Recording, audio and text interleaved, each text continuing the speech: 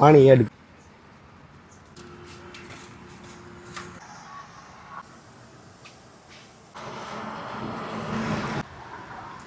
ફાટી જાવ દીકરા। હર હર મહાદેવ, જય શ્રી રામ। તો એક નવા વિડીયોમાં ફરી એકવાર તમારું હાર્દિક સ્વાગત છે। તો આજે આપણે બનાવવાના છે ગાંઠિયા, વણેલા ગાંઠિયા। વણેલા ગાંઠિયા કઈ રીતે બને ને એ તમને બતાવવાનું છે। ઘણી જગ્યાએ ભાઈ ભાવનગરમાં વધારે પડતા ભાઈ સવારના નાસ્તામાં ખવાતા હોય ને તો વણેલા ગાંઠિયા, ફાફડા છે, જલેબી છે, આ બધી વસ્તુ સવારના નાસ્તામાં ખવાતી હોય છે। તો આજે આપણે બનાવવાના છે ભાઈ વણેલા ગાંઠિયા। કઈ રીતે બને ને એની પ્રોસેસ પૂરેપૂરી। વિડીયોમાં નવા હોય તો ભાઈ ખાસ કરીને ભાઈ સબસ્ક્રાઈબ કરવાનું ભૂલતા નહીં। તો વિડીયોને સ્ટોપ કરીને ભાઈ પહેલાં સબસ્ક્રાઈબ કરી લો। તો પહેલાં છે ને વણેલા ગાંઠિયાની અંદર ચણાનો લોટ જોહે। તો એક બાઉલમાં આપણે ચણાનો લોટ લઈ લેવાનો છે અને ચણાનો લોટ ત્યારબાદ એક નાના બાઉલમાં આપણે થોડુંક તેલ લઈ લેવાનું રહેશે અને ત્યારબાદ મીઠું અને ત્યારબાદ થોડું પાણી, તીખા લેવા થોડાક અને ત્યારબાદ અને ત્યારબાદ આપણે અજમા લેવાના થોડાક અને આ છે અને થોડાક થોડાક અને પાણી અને એક બાઉલ। આ બધી વસ્તુ પહેલાં તૈયાર કરીએ અને ત્યારબાદ આપણે એક બાઉલમાં લોટ લીધેલો છે ચણાનો। હવે આને આ બાઉલમાં નાખવાનો છે ચણાનો લોટ। ચણાનો લોટ લીધો છે। હવે ત્યારબાદ આપણે શું આવશે? અજમા નાખજો। અજમા તીખા, અજમા અને તીખા જો તીખા નાખ્યા અને ત્યારબાદ હવે અજમા।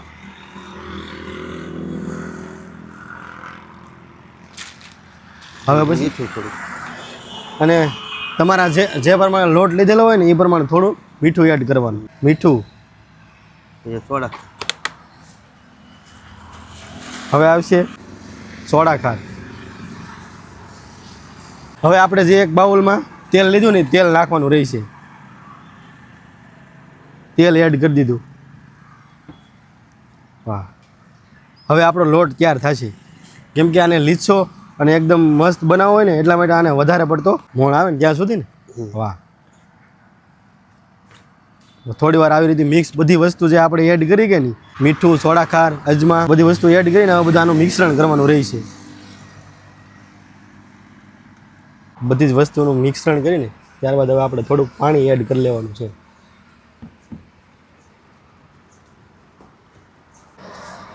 જ્યાં સુધી આપણો લોટ કમ્પ્લીટ બંધાઈને ભાઈ લીસો ન થાય ને ત્યાં સુધી આને મળવાનો રહેશે। થોડોક વજન દઈ અને એકદમ મસ્ત કરવાનો રહેશે। તો જેમ ભાઈ વધારે પડતો ભાઈ જેમ તમે આને વધારે પડતો જેમ મહળો ને એમ વધારે પડતો આપણો લોટ વધારે પડતા ગાંઠિયા સારા થાય છે। જેમ મહળો ને એમ વધારે ગાંઠિયા સારા થાય અને જ્યાં સુધી ભાઈ કમ્પ્લીટ લોટ ન થાય ને ત્યાં સુધી આને મહળવાનો રહેશે। જેમ વજન દઈને વધારે પડતો અને કેમ કે ભાઈ ગાંઠિયા જેમ મહળો ને એમ જ વધારે સફેદ થાય છે અને એમ જ આપણા ગાંઠિયા કૂણા અને એકદમ મસ્ત સ્વાદદાર થાય છે। કેમ કે આ જેટલો કૂણેલો લોટ હોય ને એટલા જ્યાં સુધી ગાંઠિયા તળે કે નહીં ત્યારે ફાટવા જોઈએ, ત્યારે બેસ્ટ ગાંઠિયા કહેવાય। શું કહેવું છું? હા હા, ને ઉપરથી જુઓ થોડુંક પાછું તેલ એડ કરી અને ત્યારબાદ પાછો મહળવાનો રહેશે। પછી તો આપણા ગાંઠિયા કમ્પ્લીટલી કૂણા અને સફેદ થાય છે। એ પેલા લોટ હતો ને અત્યારે નો લોટ ફેર પડ્યો હો ભાઈ, સાચી વાત છે। મહણો હજી મહણો જેમ મહળશો ને એમ જ આપણો લોટ મસ્ત થશે। આપણો લોટ એકદમ રેડી થઈ ગયો ને હવે જુઓ ભાઈ તેલ ગરમ કરવા માટે મૂકી દીધું છે। હવે ગાંઠિયા આપણે તળવાના છે। આમનું એડ્રેસ છે ને રોલ ચોકડીથી ભાઈ આપણે જે ભાવનગર હાઈવે ભાઈ જે આપણે ચડવાનો રસ્તો હોય ને એક્ઝેક્ટ સામે છે ભાઈ ખોડિયાર ભોજનાલય નાસ્તા હાઉસ। સર્વિસ રોડ તળાજામ અંદર ગળતા સર્વિસ રોડ ઉપર હતું। હા, અને અહીંથી ભાવનગરથી આવતા હોય ને તો આપણે તળાજામાં અંદર જેટ થવાનો રસ્તો હોય ને એક્ઝેક્ટ સામે જ છે। અહીંયા સવારમાં ભાઈ ને તમને બધા નાસ્તા ગરમા ગરમ અને એકદમ લાઈવ તમારી સામે જ બનાવી દેવામાં આવશે। લોટ એકદમ રેડી થઈ ગયો છે અને હવે આના ગાંઠિયા પાડવાના છે ભાઈ।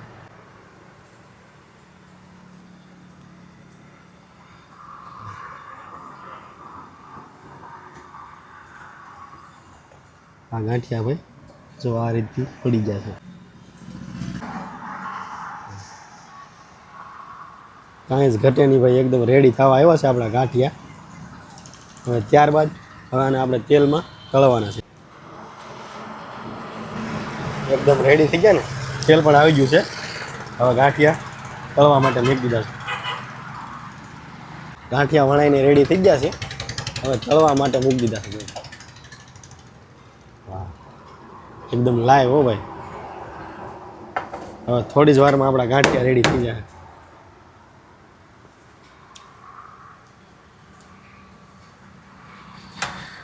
તમને દેખાતા રહેશે તળ નાખી દઉં તો જ ગાંઠિયા ફાટી જાવ તો ગાંઠિયા. અને ભાઈ આનો મેન ખાસિયત ભાઈ લોટ બાંધવામાં જ હોય છે. તો જ તમારા ગાંઠિયા કૂણા થાય છે.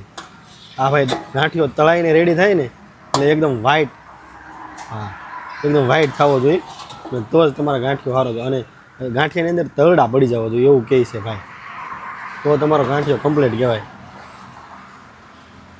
હવે આપણે આ ગાંઠિયા રેડી થાય ને એટલે તમને બતાવીએ હમણાં.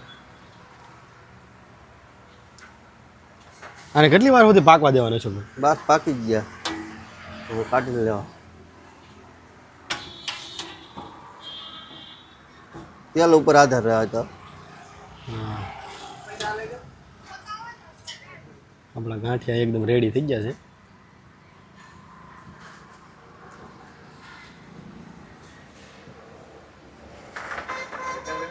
વાહ,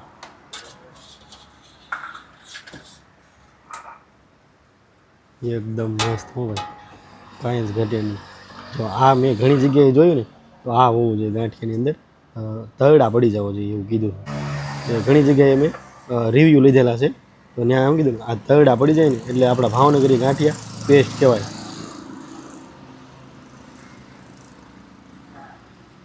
હા, એકદમ રેડી થઈ ગયા છે ગાંઠિયા. ચોમાસાની સિઝન હોય અને વણેલા ગાંઠિયા અને મરચાં તૈયાર હોય ને એટલે કાંઈ જ ઘટે નહીં. ગાંઠિયા તૈયાર થઈ ગયા અને મરચાં પણ તળાઈ ગયા છે એકદમ લાઈવ. ભાઈ સવારમાં જે માજો બનાવ્યો ને જો ખાલી થઈ ગયો છે સવારના નાસ્તામાં. હવે જો આ બીજો માજો ભજીયાનો રેડી થાય છે. ભજીયા પણ તમને એકદમ લાઈવ જો થોડાખર નાખ્યો છે અને આ બધી જ વસ્તુ એડ કરી છે. કોથમરી, લીલા મરચાં, ધાણા, લોટ આ બધી વસ્તુ એડ કરી અને એકદમ લાઈવ તમારી સામે છે. આ બીજો માજો તૈયાર થયો, એક માજો ખાલી કરી નાખ્યો છે સવારમાં. તમને લાઈવ મેં કીધું ને એમ ભજીયા પણ અહીંયા મળી રહેશે એકદમ ગરમા ગરમ. હાઈવેની એકદમ સામે જ છે ભાઈ હોટલ, એટલા માટે અહીંયા તમે કોઈ પણ વસ્તુ જો ને તમને લાઈવ અને ગરમા ગરમ જ બનાવી દેવામાં આવશે. તો ભજીયાનો હોય ને મારો તૈયાર કીધું છે ભાઈ, અને અહીંયા ભજીયા બનવાના છે એકદમ લાઈવ ગરમા ગરમ. ભજીયા ચાલુ થઈ ગયા છે. આવી રીતે ભાઈ ને બધા નાસ્તા ને સમોસા, વણેલા ગાંઠિયા, વણેલા ફાફડા આ બધી વસ્તુ એકદમ લાઈવ અને ગરમા ગરમ જ. તો આ તો ભાઈ વણેલા ગાંઠિયાની પ્રોસેસનો વિડીયો. તો વિડીયો કેવો લાગ્યો ખાસ કમેન્ટ સેક્શનની અંદર કહેજો. અને આ ખાસ નવા હોય તો ભાઈ સબસ્ક્રાઈબ કરવાનું ભૂલતા નહીં. હવે તો તમને ફરી એકવાર એડ્રેસ બતાવી દઉં. આ છે ભાઈ રોયલ ચોકડી. રોયલ ચોકડીથી ભાઈ જે ભાવનગર જવાનો રસ્તે ભાઈ ને 4 લાઈને ચડવાનો રસ્તો છે ને એની એક્ઝેક્ટ સામે છે ભાઈ ખોડિયાર નાસ્તા હાઉસ અને ટી સ્ટોલ. અહીં તમને સવારના ભાઈ બધા નાસ્તા ગરમા ગરમ એકદમ લાઈવ મળી રહેવાના છે. અને ભાવનગરથી આવતા હોય ને તો અમારે તળાજામાં જે એક્ઝિટ થવાનો રસ્તો છે ને એની એક્ઝેક્ટ બસ સામે જ છે ભાઈ ખોડિયાર નાસ્તા હાઉસ. તો એકવાર જરૂર ને જરૂર વિઝિટ કરજો ભાઈ. તમારે સવારના નાસ્તા કરવા હોય ને એના માટે બેસ્ટ જગ્યા છે ભાઈ. તો ખાસ કરીને એકવાર જરૂર ને જરૂર વિઝિટ કરજો.